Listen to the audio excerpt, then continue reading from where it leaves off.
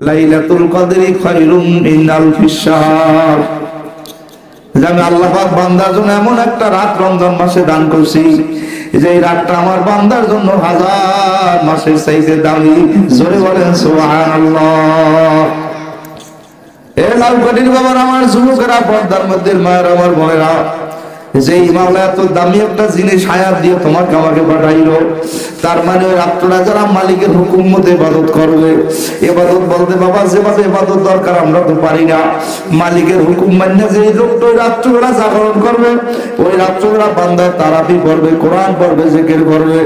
আরে ফজরের নামাজের পর মালিকের সামনে হাত ধরাই বলবে তওয়াত তৌফিকে তআত হামজতু ইয়া মানা তাইজাবাত হামজতু। আল্লাহ আমার সালা কি করব, ধন সম্পদ টাকা পয়সার মাধ্যমে আমি কিছুই পারবো না।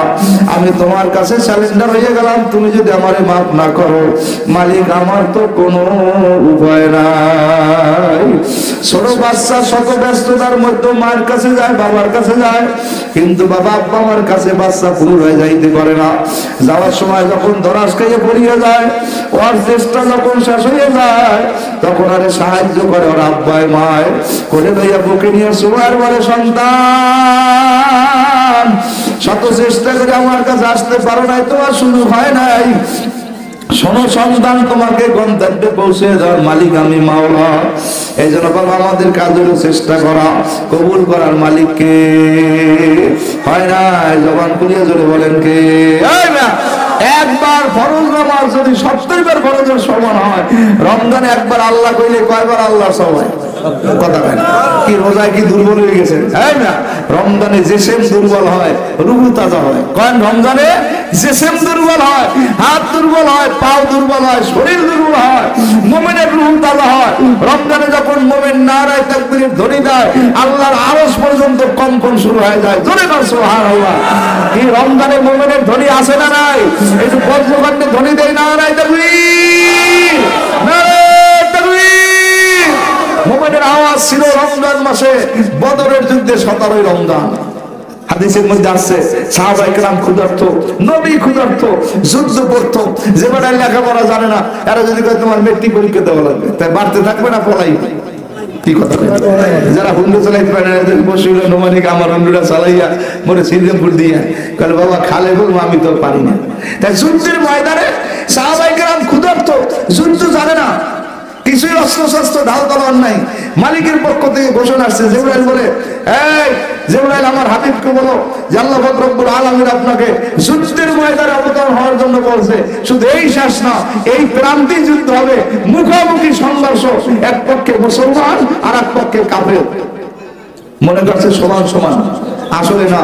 কাফের কত? সমাজটা দিক হাজারের চাইতেও বেশি, মুসলমান কত? 313। সুবহানাল্লাহ বলেন না?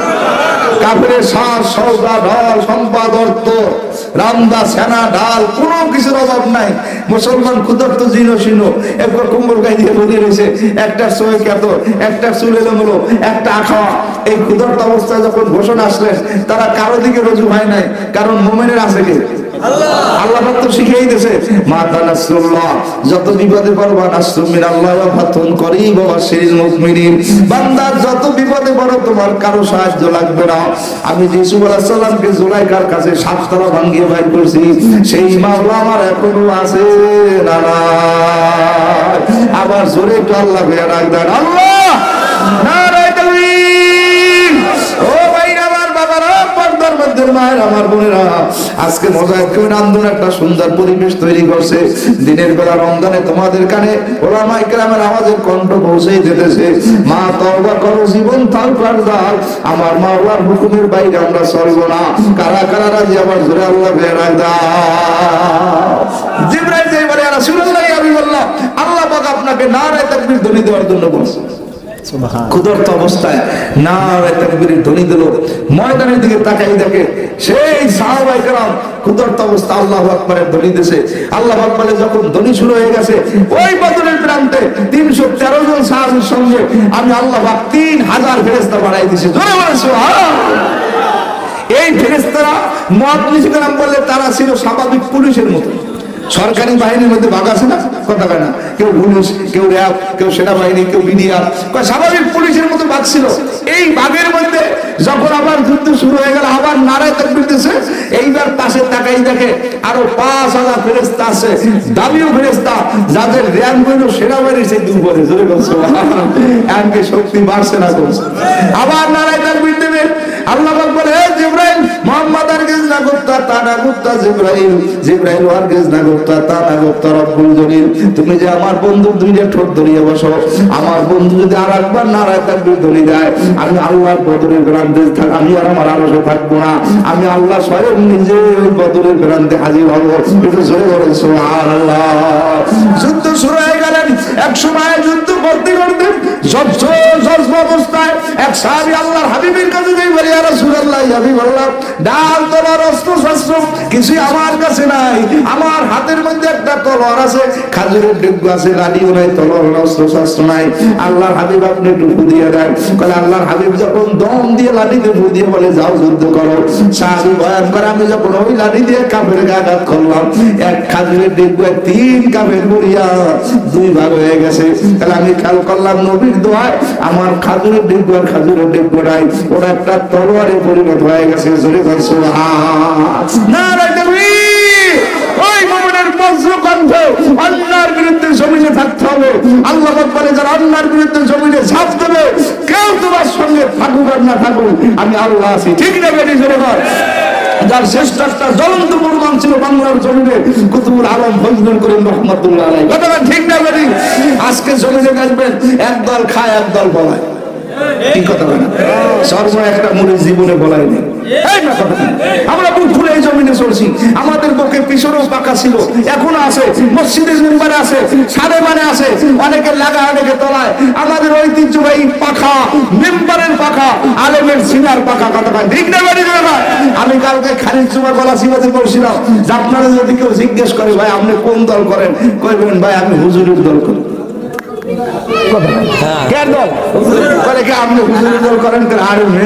আমি হুজুরের পিছিয়ে 5 বার নামাজ পড়ি, আমার মায়ের বিয়ে হুজুরে পড়াইছে, আমার মায়ের জানাজা হুজুরে পড়াইছে, আমার বাহের কলমার কাবিরের সময় আমার হুজুর ছিল, এবারে আমাদের গ্রামে আমার মরার জানাজা হুজুরে পড়ায়, দাফন হুজুরে করে, আমার কবরের দাফন কাপড়ের পরে হুজুর একটু দাঁড়াই মাটি দিয়ে দোয়া করে।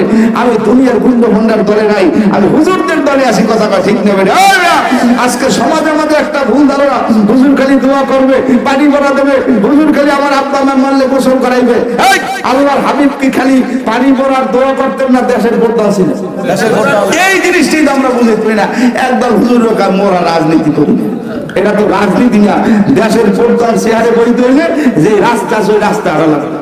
কি কথা করে আল্লাহর হাবিবের পাগড়ি ছিল 22 কথা কয় না, কয়া 22 পাগড়ি 100 বাঁধলে হাসির নেওয়া হয় না? কি বাঁধছে কোন সময়? কোন সময় বাঁধে নাই। নবীর মাথায় সব সময় পাগড়ি থাকতো 3 বলেন কয়া সুন্নাত। নবী নামাজের মধ্যে বাঁধতো 7 কয়া 7 3 10 আর আছে কয়া 12 হাত। যখন বাংলাদেশের প্রধানমন্ত্রী ভারত যায় শান শওকত, ভারতের মোদি যখন আমেরিকা যায় শান শওকত, আমেরিকান ডোনাল্ড ট্রাম্প যখন আপনার মালয়েশিয়া যায় শান শওকত। কারণ আল্লাহর হাবিব যখন এক রাষ্ট্র করে আরেক রাষ্ট্রে যাইতো রাষ্ট্রপ্রধানের মেহমান, তখন তার মাথায় পাগড়ি থাকতো 12 হাত। সুবহানাল্লাহ। এজন্য আমরা এমন একটা সম্মানের মধ্যে আছি, আমাদের নাম মুসলমান, আমাদের ধর্মের নাম ইসলাম, আমরা হইলাম আল্লাহর দল, আমাদের রাজপথ হইল নবীর শিকারের রাজপথ। সামনে সবল হন। আমরা যারা বাংলা ইংরেজি পড়ি, ইংরেজির একটা প্রবাদ আছে, ফিলিং দ্য গ্যাপস। কথা বলে কি ফিলিং দ্য গ্যাপস মানে কি? বাংলায় কয় শূন্যস্থান, কালে কেমনে পূরণ করবো? কয় মাই নেম ইজ একটা গ্যাপ।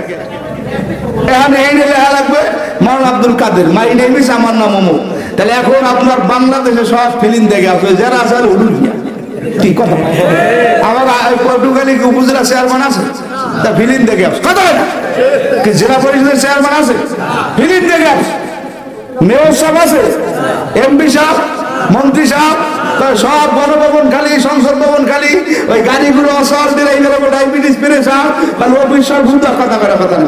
এই ফিলিং দ্য গ্যাপ শূন্যস্থান পূরণ করার জন্য কিছু যোগ্য লোক তল্লাশি দিতে হবে। কারণ যারা মসজিদের মেহরাবে খুতবা দেয়, তারা ওই সংসদের কোণীয় সেরে যদি বসে, এই মানুষগুলো হবে সোনার মানুষ। কথা ঠিক না বেড়ে বেড়ে না?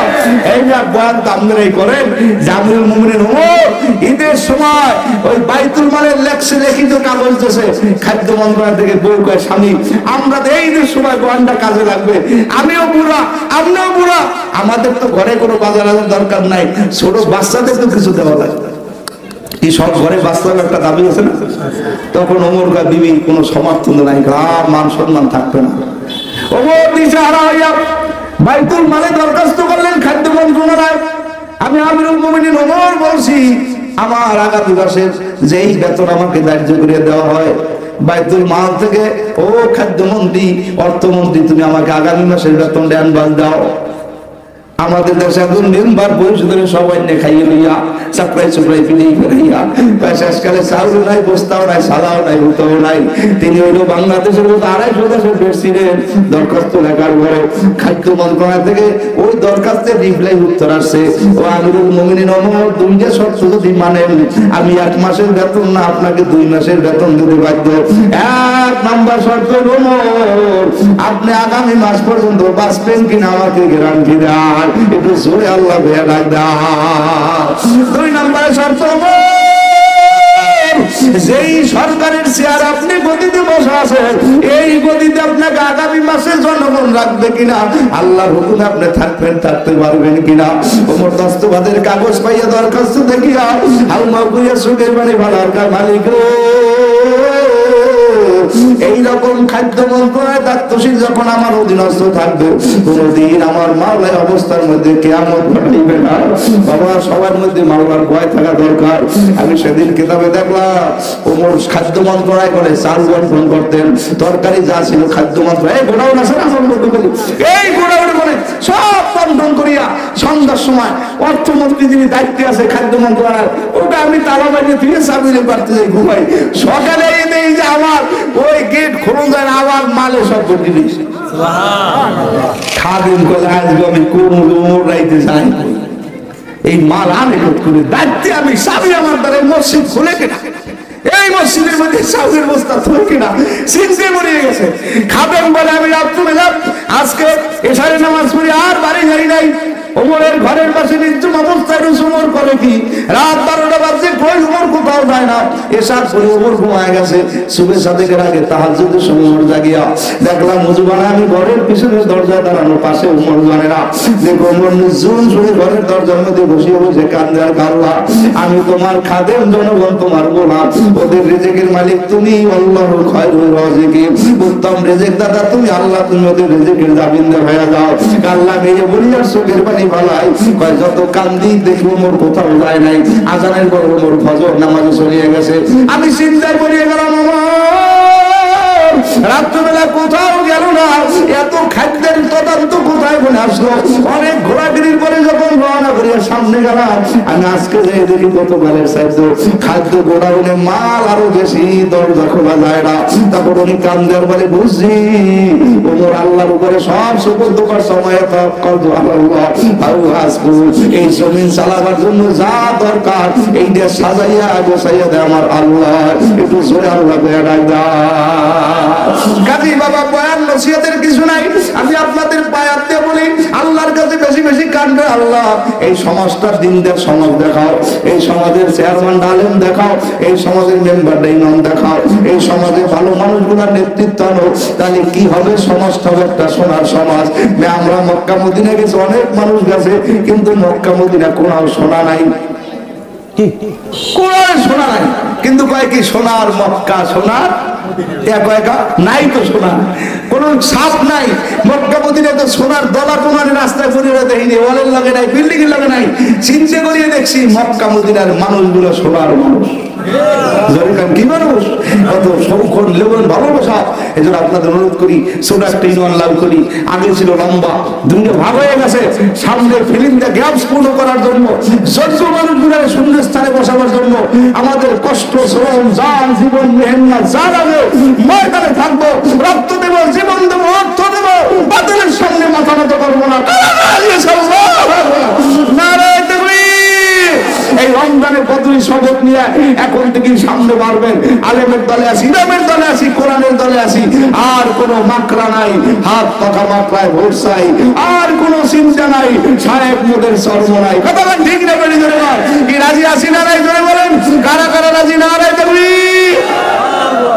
রাঙ্গা চোখ বাইবেন না, যার চোখ যত বড় এটা বোঝো অত অল্পতে, কি কথা হয় না?